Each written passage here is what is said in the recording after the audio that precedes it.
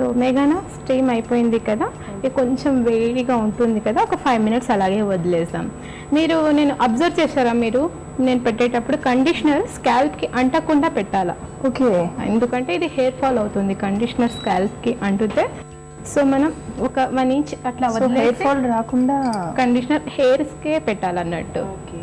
So మామూలుగా ఇలాంటి hair spa ఎన్ని రోజులకి ఒకసారి చేయాలంటారు? ఇది వీక్లీ వన్స్ చేస్తే కూడా బాగుంటుందండి. ఒక 5-6 రిటింగ్స్ అలా తీసుకొని తర్వాత మంత్లీ వైస్ అట్లా చేసుకుంటే మన హెయిర్ మన స్ట్రక్చర్లో ఉంటుంది, స్టాండర్డ్గా ఉంటుందంటారు. ఓకే.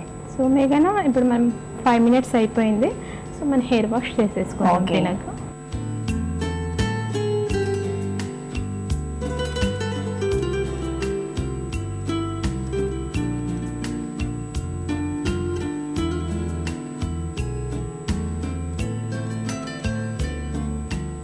హెయిర్ వాష్ అయిపోయింది. మనం కొంచెం డ్రై చేద్దాం తన హెయిర్.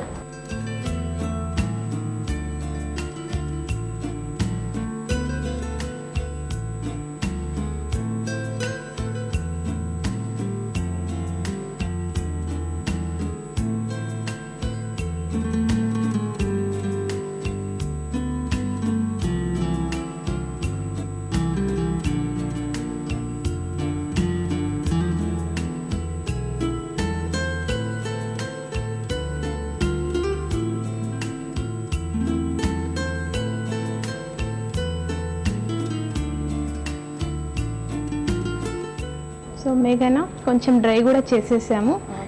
ఇప్పుడు చూడండి, మీరు టచ్ చేసి తన హెయిర్ ఎలా ఉందో చూస్తున్నారు కదా చక్కులు, ఎంత స్మూత్ ఉందంటే అసలు ముందున్న దానికి ఇప్పుడు దానికి చాలా డిఫరెన్స్ వచ్చింది. అండ్ స్మూత్నెస్ కానివ్వండి, ఎవ్రీథింగ్ అసలు చాలా బాగుందండి.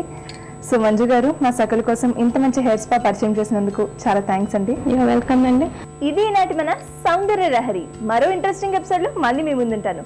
Until then, this is Meghna signing off for today. Bye-bye.